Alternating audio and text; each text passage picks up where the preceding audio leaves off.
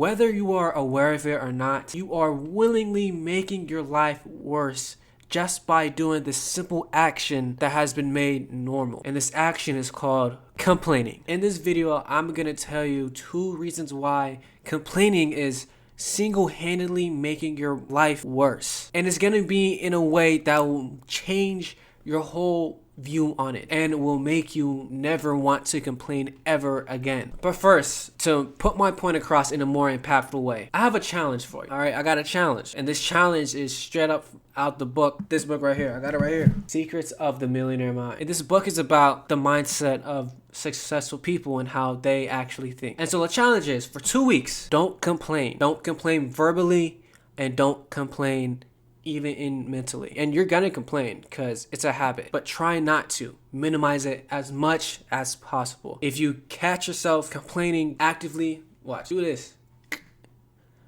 Weird, I know, but that's what the book has told me. And I guarantee you, your life before this and your life after this is gonna be night and day. But let me give you a scenario, okay? So you're at work and you have to deal with a terrible customer who it just feels like their whole agenda is just to make your life so much worse, just make your day so much worse. And because of this, of course, by natural instinct for many people, not all, but many, you start to complain. You start to complain in your head, and once they are actually out the store, you then complain verbally and actively, and you get frustrated, only for them to live rent-free in your head. If you reflect on this and ask yourself, what did you accomplish in this story? It's not hard. If you can't figure out anything, then I'll give you a hint.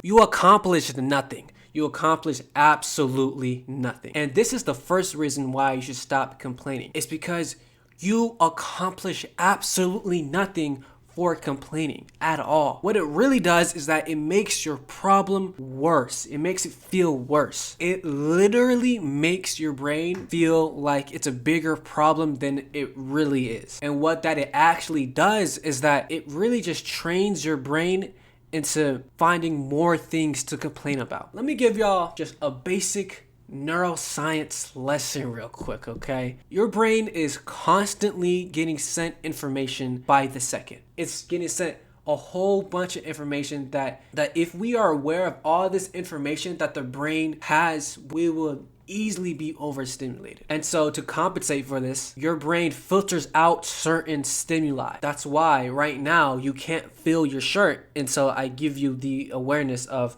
your shirt is touching your skin. That's why if I tell you to breathe, now I got you in the loop. Now you're manually breathing, even though you were breathing all this time. It's just that your brain filtered out your breathing mechanic so you won't get overstimulated by just breathing. And so the more you focus on one thing, the more apparent that one thing becomes. So I know you've had this phenomena of when maybe you were like, you wanted your dream car, you know what I'm saying? You looked up on Google Jeeps 2022 and now you want a Jeep. And then for the weeks after, now all of a sudden there are just a whole bunch of Jeeps that just spawns out of nowhere, that you didn't even realize that they were there until that one time that you really wanted a Jeep. This isn't the Matrix or whatever, or just life's a simulation. No, this is how your brain works. The Jeeps were always there, but since you never focused on those Jeeps, you didn't realize that they were there until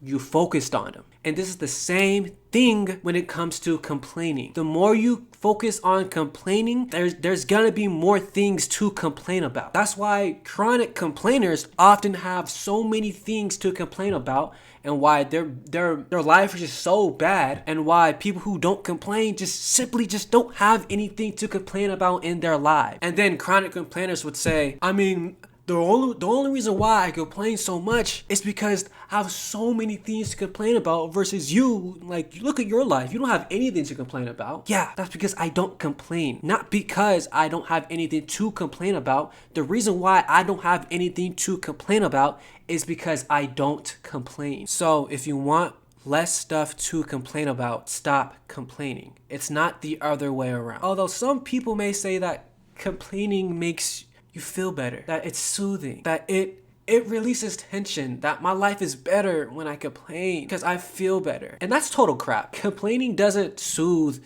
your emotions. It feeds them. It's the same thing with anger. You don't tell somebody with anger issues to keep on yelling because it's soothing. You send them to anger management. So why is complaining any different? It's not. It works exactly like yelling at the end of the day. It's a habit. And the second reason why complaining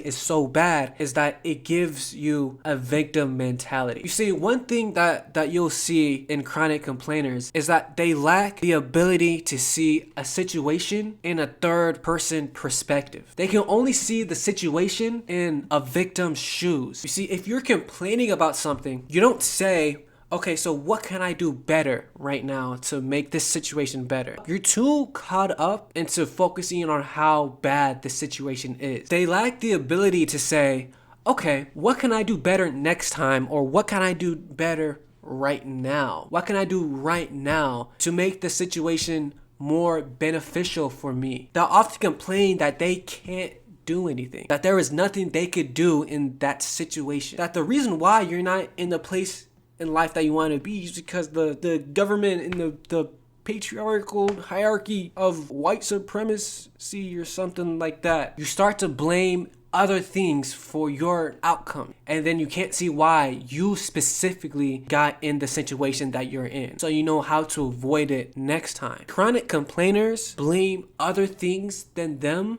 not knowing that where you put the blame towards, you also put the power to. So if you blame somebody else, you're giving the power to them, not yourself. You're giving the power to somebody else for your life, for your situations, for your outcomes, rather than yourself. And now I'm not saying that there are no situations that you genuinely have no control over, because there are some situations that you genuinely don't have any control over. But these situations aren't daily. They're not daily situations. If you feel like there are some situations that you just have no control over every single day, the problem isn't necessarily the situation. The problem is you, because there's no way every single day you have a situation where you just have no control over, because these situations don't arise daily with normal people. For other people, they don't arise daily. So why do they arise with you? You got to realize that you're the common denominator, that the reason why you have no control over these situations is because you tell yourself you don't have any control over these situations, not because you really don't have any control. And see, complaining is one of the many tactics that we use to self-sabotage ourselves in a way of living that we don't necessarily want to live. And another vital tactic is the lie about passion, what passion really is. Passion is a scam nowadays. But if you want to know the real meaning of passion and how to actually find your passion, click on this video right here. Really good video.